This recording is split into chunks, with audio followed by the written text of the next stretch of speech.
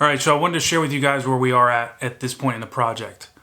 Martina has painted a little bit of the trim, and we have several parts of the baseboard trim that the paint was so thick it just started peeling off.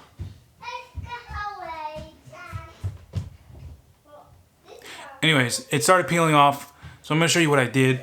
I actually used drywall mud to fill in that area of paint because only a little bit of it came off, and I don't know, it seems to be fine otherwise. So I'm going to go ahead and sand it down now, and Martina's going to paint it today. So once she gets that painted, then we can do the walls and then just the final fixtures.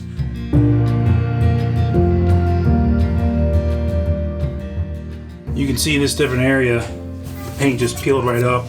So I put down some spackle, drywall mud. I'm going to go ahead and sand it down. It'll be fine.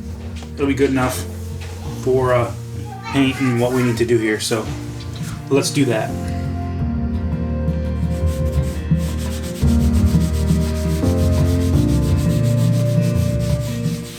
There were actually 3 different areas of trim in this room that needed the spackle.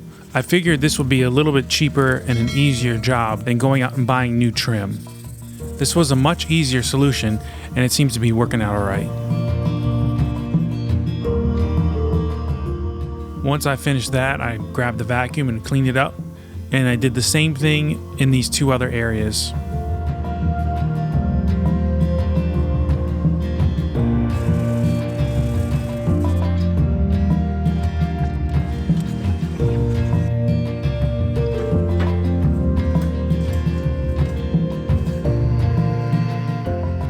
We got the girls a little bookshelf that we were going to put in the corner of their closet. The only issue was the quarter round and the trim were in the way for it to be against the wall.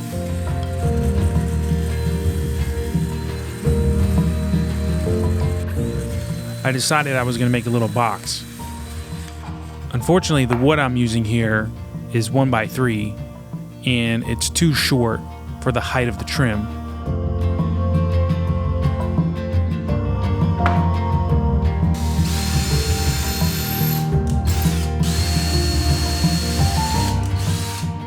I kind of wasted my time putting this little box together, but that's okay, because in a minute here you're going to see that I actually came up with a much better solution.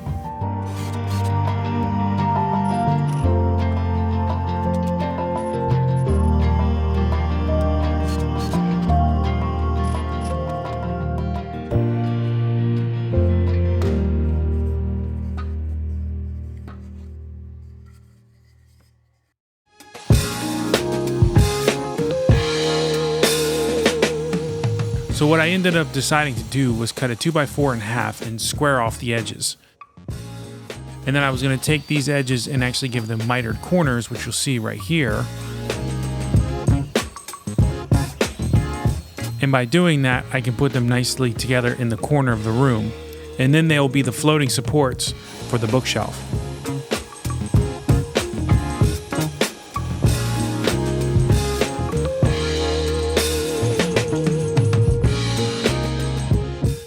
One benefit of this, which was much better than the box setup, is now you can't actually see the mounts.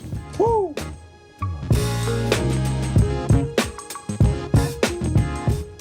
And now it is a floating bookshelf.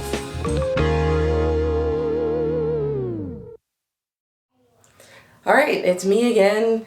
I'm figuring out this camera thing.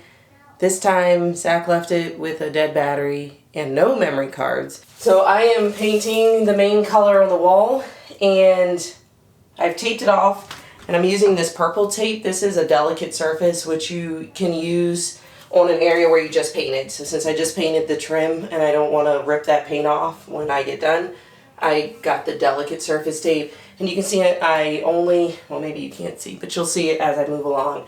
I've only painted or taped this edge because number 1, I'm lazy, and number 2, this is the main area where you'll be able to actually see these edges, and I want them to be nice and sharp.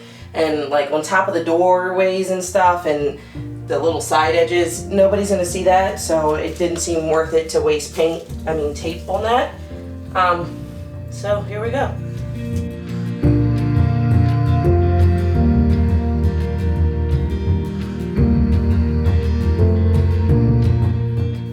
already gave Martina some props in the first video, but I'm going to give her some more in this one.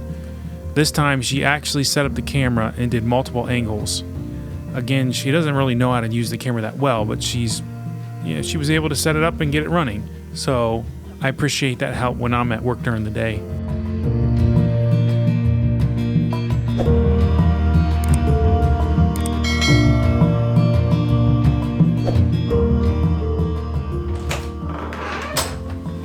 What do you think? Don't touch it though. Great. Do you like your new purple wall? Yeah.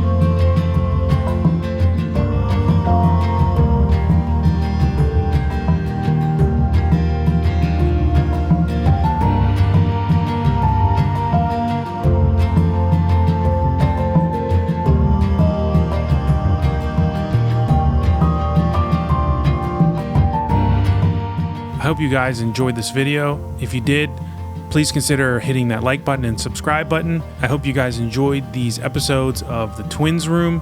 The girls really like their room and the fixtures and whatnot we put in there. Don't forget to use what you got, and I hope to catch you in the next video.